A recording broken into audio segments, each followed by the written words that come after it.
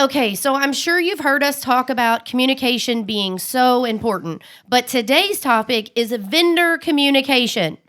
Sharon, I know you're going to let Mike in here at some point in time, but this is such an important topic. Whether you have rescheduled your event for any reason, or if your wedding is coming around the corner or down the road, communication is important no matter when that event is. So, Sharon, where do we start with this topic? I know it's so important. It's actually probably the most important thing. And, you can plan for months and months, but if you don't communicate in those last few weeks with your vendor team, all your planning can go to waste. The ball can get dropped. Things can happen that you weren't planning on. Super, super important to communicate with your vendor team. I know that we've seen that even more so become important with people having to postpone, maybe for COVID, but actually maybe, for another reason. I have a bride right now whose husband's getting deployed, so Mike, talk to us a little bit about what you've experienced with postponements and communication or the lack thereof. Well, sometimes when the wedding is postponed, and say for an example, they were getting married last year and then they postponed to spring of this year. We'll say they just kind of decided that no, they weren't going to get married in spring and they've decided to move it to fall. Communicating with your vendors to let them know that the date has changed or moved for the second time or the first time, it is so important to contact your vendors, because you would not believe how many times or what the vendor puts into time and money to plan and make sure all the product is there. And then you call and say, oh, 2 weeks out, they call and say, oh, I'm sorry, we've decided to postpone it again to the fall. So it's so important that you let your vendors know ASAP when that is transferred to another date. And not only is that the respectful and proper thing to do, not letting that vendor know is going to cost you some money. It is. Because if the florist has already ordered flowers, the caterer's already ordered food, maybe the suits have already been ordered, that vendor's not going to eat that cost because you neglected to let them know. So it's going to cost you some money. Well, I want to say, along with the suits, because we do suits also in the florist, and all the suits came in for a wedding that we did. We're planning on doing 2 weeks ago, and the suits were shipped to us, and we started calling the grooms and the guys to come in to set an appointment to come in to try them on, and no one was calling us back, and we thought, what's going on here? Well, finally, one of the groomsmen called us and says, I think they've postponed that to fall, but I'm not real sure. Uh-oh. Now, originally, we had it in the fall of last year. Then they've moved it to spring of this year, and then it kind of slipped away. And this is what the groom told us. I'm sorry, there was so much going on. We decided to postpone it till fall, and we forgot to call you. Well, that cost him about $1,500. Okay, I'm going to chime in here because something that just popped in my mind, we're not just talking about dates and times moving. You, as a florist, if you're moving from fall to spring, wouldn't you maybe want different flowers? Yes. And as far as that goes, decor, your color palette, Sharon, some of our listeners do not have a wedding planner. And I think this goes back to something we talked about in a previous episode about having that list of who you're using, who you signed contracts with, so you have that readily available to contact. But Mike, so that's additional meetings that have to happen if you're changing seasons, I guess, to word that correctly. It is additional meetings, but the thing too that I have been finding out that is some of the people that had their weddings planned for last year, they went ahead with their ceremony, and this is very important. They went ahead with their ceremony last year, and they didn't have a reception, they didn't have a party, they just gathered in a park, or they did get married in a church, and then they postponed their reception to this year or next year, and then they decide during that, they've been married for almost a year, and they decided, you know what, let's not spend that money on that reception. Let's keep it and put it into the house or whatever it may be. But the problem with that is if you don't tell your vendor, that's a problem. Because what's going to happen is they're going to be out that money anyway because they did not communicate with their vendor. What I actually do for my clients if they decide to postpone for any reason, and what actually anyone could do if you don't have a wedding planner, is like Kristina said, I recommend you have a list of all of your vendors. I recommend you have their email, their phone number, and what they're providing, and any payments that have been paid to them. The bare minimum I would recommend you do is to write an email, do a group email to all of your vendors, send it where you get back a red receipt so that you at least know they got that notification and you can prove that you did let them know. This is not something I would do over the phone. I think it's something that needs to be done in writing. I actually wrote a postponement agreement that I send to each vendor, and I ask them to sign it electronically, and then I keep it in my client's file. But, bare minimum, an email would work as well, but you need something in writing. Okay, Sharon, what else comes to mind when you talked about having that list of vendors? If you're going to have that contact information, you might as well go ahead and start your binder or have this as part of it, your contracts, where you have that information together where you can review that if you need to for any reason to postpone, move dates. The other thing too is people, I don't think, realize the importance of a paper trail. And I like how you mentioned the fact that there's some different free programs out there, and I'll make sure I put a copy in the show notes, that you can use to get red receipts. It's not necessarily a paid service you have to use. And why is that important, Sharon, for them to get that red receipt? Well, that way, should there be a question and the vendor says, you didn't let me know, so we're going to charge you, you can say, well, I'm sorry, I did let you know. I sent this email, which was opened by so-and-so at such and such time on such and such date. And I know you as the detailed wedding planner, because your other step would be, I'm sure you would have a checkbox that says, I got a message back from them. Mm-hmm. They agreed. They acknowledged it. Because if not, there's a follow-up step that happens in there. That's... Absolutely. I've heard you talk about that several times. So those out there that don't have wedding planners, although it's an extra step, you really want to do that to really make sure you're securing that person. Take that step to communicate. And it's mostly for my own protection, but I don't do a lot in my business that's not in writing.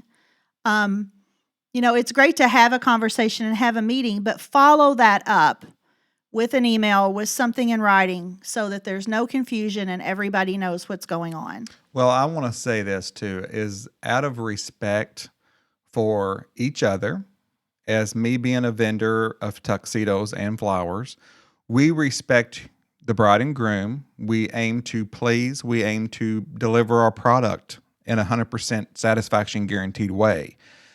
But if you decide to postpone your engagement or wedding or whatever it may be, and you don't follow up with us, that's not very respectful to your vendor, because they're planning on being there for you. And we could have booked another wedding over the top of your wedding if we knew in advance that you did cancel your wedding. And I think that's something really to point out. If you're not in the wedding industry, you don't see the blood, sweat, tears, the heart and soul that wedding professionals put into each and every event as if it was their own event. And I think for someone out there that's just booking a vendor, that respect issue is so important because they're really putting so much into your event, and there's so much with a timetable. Sharon, I know you have follow-ups that happen on certain time periods in the planning process. Yeah, I totally agree with what Mike just said, because weddings are relational. It's a relational business. And like just totally what he just said is so true. It's like any other relationship in your life. Respect has to go both ways. So you need to respect that vendor's time, and you need to respect that their business is how they take care of their family. Well, and so to just bail out and not tell them is Yeah. not okay. And the other thing you got to look at too is, yes, we know that you are going through trauma because if your wedding was postponed or canceled or whatever it may be, that is one wedding that you're dealing with. The vendor, for example, myself, we had over 135 weddings postponed or rescheduled from last year. So I'm dealing with 135 and you are dealing with one, and we're doing our best we can to make sure that everyone has the day they wanted to. You know, when you say that too, I think of things that I've heard people say about other vendors.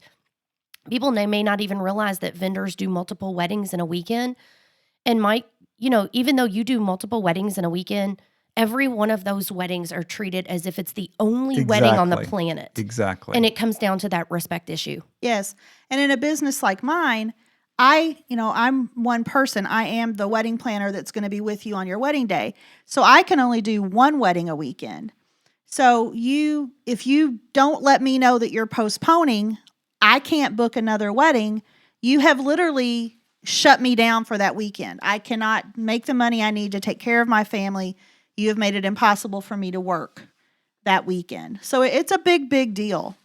There's also a lot of other things with communication too.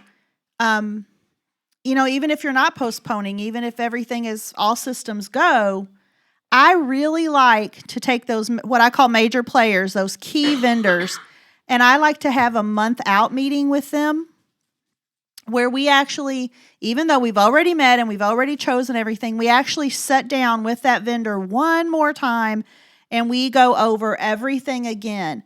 And 99% of the time, something has changed. Well, it's funny you say that because, especially on the topic that we're talking about, we met with these brides almost a year and a half to 2 years ago. So, and actually I've got a wedding coming up this weekend or the end of the month. And I was looking at the contract and I talked to her in 2019 and it was like, oh my gosh, I don't really remember this. So I called her yesterday, matter of fact, and said, can we meet again just so we can go over everything and make sure we do exactly what you want. I'm sure she was so appreciative of that. She really was. Yeah. I have a wedding coming up the end of May. It's on schedule. We're going to get married as planned. But since we started planning, there's a bridesmaid that lives out of the country. And right now, she's not able to travel into the United States. So that's going to change her floral order because now I don't need a bouquet for her. But we've added a flower girl. We've added another boutonniere for our officiant. Those seem like really, really small things, but if you don't take care of them before wedding day, the florist is going to show up and he's going to have what's on that contract because you didn't let him know. And the thing about it is, just like what you just said, what's on my contract is what's going to be at the wedding. And that little boutonniere or that bouquet for that flower girl that you added on and you didn't call and tell me, that's going to be a big upset for the day. And it's going to actually look like it's my fault. But that, again, going back to respect, make sure you follow through and tell people, the vendors what they want. The best way to summarize what you all have just been talking about is the best communication allows you all to do your job 110%. That's it. You're not asking for anything spectacular other than just communication can really let you perform your job 110%. Well, and once again, good communication equals money. What if you originally told your caterer your guest count was 250 and now it's 190? How many extra meals are you going to pay for because you didn't call the caterer and update that guest count? Well, and on that same note, you're going to have 5 less centerpieces. You're going to have 5 less tablecloths. You're going to have 50 less plates. It's so important how big of a little detail could be. It's big, yeah. That's a really good point. It affects basically everything. Everything. And it's money in your pocket. It's money in the bride and groom's pocket if they follow through. Plus, you're going to, not only the money, but you're going to show up and you're going to have, like Mike just said, 5 tables that nobody's sitting at. And these fancy decorated tables that are empty and that they look odd. So I just kind of call my month out meetings. I tell my couples, yes, we've already done this, but we're going to wrap it up with a bow. We're going to wrap this wedding up with a bow 2 weeks out, a month out, and then we're going to be ready to get married and we're not going to worry about all this little stuff. And I know that we're talking about communication, and yes, it equals money, but it also equals peace of mind. That way, you know you've touched base with everyone. You can go, you can enjoy your wedding day and just try to take it all in because, as Sharon mentioned when we started this, you put so much into the planning, being able to enjoy it. It goes by so quickly. That communication plays such a big role in wedding planning. Well, and one more thing I would like to touch on as a planner is being responsive to your vendors. People pay me. I don't take it lightly when somebody hires me to plan their wedding. People work very hard for their money, and the fact that they have chose to invest in their wedding by hiring me is important to me. But you would be shocked how many people I have that hire me and they pay me to plan their wedding, but I might wait a week, 2 weeks, be 3 emails in before I get the answer to a question. So you have to be responsive to those vendors when they do reach out to you to, maybe to get updated numbers or, to ask a question. We know that everyone is busy, but we can't plan your wedding without you. Well, and I think one of the best tips when you get engaged, especially if you're going to go to wedding shows, but also to keep all your wedding communication in one place, is setting up a wedding email that maybe the engaged couple That's is the the one that has first thing access. on my checklist. Because that way, and I'm not even saying it's something you've got to check every minute of the day or it's something you have to have notifications turned on for, but you're checking that a few times a week.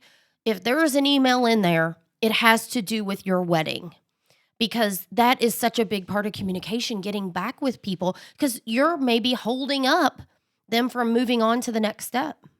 Well, and that goes back to not just the bride communicating, that goes back to the vendor to make sure that they communicate promptly with the bride and groom also. Well, let's go ahead and say, if you email a vendor and you don't hear back, in what time frame would you all recommend? Within 24 hours, I would say. Reach out And to them Sharon by phone? may say sooner than that. It depends. In my welcome packet, I address this. I decided just a few months into my business that I needed a welcome packet that explained things. If you email someone in the wedding business through the week, I think 24 hours is more than enough time for them to respond. If you're emailing someone in the wedding business on a Friday, a Saturday, you're not going to hear from them. Or a Sunday. Because you know where I am on Friday and Saturday? I'm at You're someone's exactly wedding. right. If you email me on a Sunday, you know where I am? I'm on my couch or I'm with my family. Because what do you have, Sharon? I have Lifetime Movie Day. No, you have wedding hangover. Wedding hangover, yes. That's what you call it. So most wedding vendors try very hard to take Sundays off. So I think Monday through Thursday, 24 hours is very reasonable. But take it upon yourself. If you haven't gotten an answer in 24-ish hours, to pick up the phone and reach out just to make sure they got your email. Again, we're back to that respect issue. Maybe they're busy and they just haven't gotten to it yet, but we're all human. Maybe they accidentally overlooked it. So just taking that initiative to keep that line of communication open, I think is really important. Another thing that I say in my welcome packet, and you guys might feel differently, maybe I'm just old, but text messaging is the communication of young people. And I love text messaging. I do it all the time. I think it's quick. I think it's easy. However, I have a huge fear that I'm going to be at, the grocery store.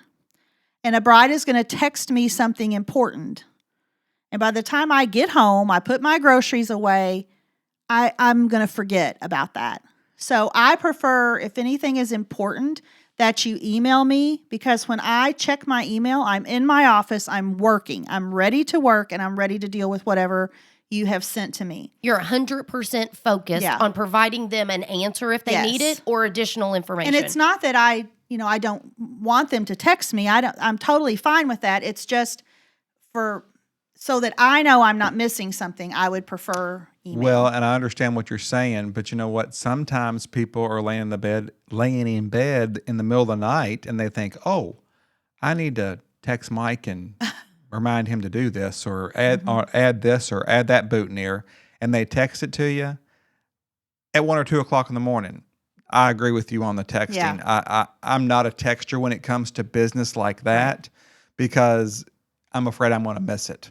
Because It's my biggest after you fear. read Yeah. your text messages, it They're just gone. blends in with everybody else. Well, and it's my biggest fear that I'm going to be at a wedding and a bride's going to say, "What do you mean I texted you that?" And I'm going to be like, "Holy moly, she did. I forgot." So I think just to protect both people, email is a really good way of, if it's the week of your wedding and something major is happening, for sure text me and tell me to call you or, tell me to check my email. But I do, once again, I want that email so that I can focus on your need at the time that I can help rather than at the grocery store. I think that's a good looking for my point. debit I think card. that's a Yeah. really good point. That's a really good point because we always just think of how convenient it is for us to text. But it's your wedding. It is your wedding. You're not texting about items you left off your grocery list. So give it the value it deserves and really put it in an email where, like Sharon said, most people will sit down and be focused on that response. Well, and once again, it's what we were talking about with that mutual communication. When I meet with my clients, when they book me, I say, "How would you like me to communicate with you? Do you prefer a call? Do you prefer an email? Would you like me to text if I need to talk to you and schedule a call?" So just show your vendor that same respect and use their preferred method of communication. So to wrap this up, here's what I've just got from this whole summary. Communication equals money, equals relationship, your relationships you're establishing. What else does it equal, Sharon? It equals time. Definitely time. And it equals good wedding day. And accuracy to make Yes, sure accuracy, that for sure. everything is done promptly and correctly. So I don't think there's any other way to close it out. So we hope that you found this informational. And Mike, I'm so glad that you brought this topic to the forefront. Good job, Mikey. Because that's exactly what we're about. well, I want addressing everybody things. to learn. I want everybody, and people get caught up in their own world, and they forget about things. But just by forgetting something very simple could cost them money. What I love most about some of the feedback we've gotten from the podcast is people will say, "I never thought of it that way," or "That had never crossed my mind." Most people are getting married for the very first time. This is not something they eat, breathe, sleep, everything. So that's why I love talking about these topics. It's to help them. That's what we're doing, is providing information, resources, tips, all that good stuff where they can make their wedding planning, their wedding day, their wedding relationships, all of that. It's a bigger benefit for them. So thank you all for listening. We can't wait to hear your feedback. Make sure you connect with us on social media. And if you like what you heard, make sure you go and click the subscribe button on your favorite podcast platform and write us a glowing 5-star review, as Sharon says. So until next time, see ya. This episode of The Ring, The Bling, and All the Things was brought to you by The Wedding Experts, whose mission is to connect engaged couples easily and efficiently to local wedding experts. Visit theweddingexperts.love to connect with your local wedding vendors, as well as access valuable resources to help you plan all the details for your big day. If you are a wedding professional, there are affordable and effective advertising opportunities available to you by visiting theweddingexperts.love/advertise.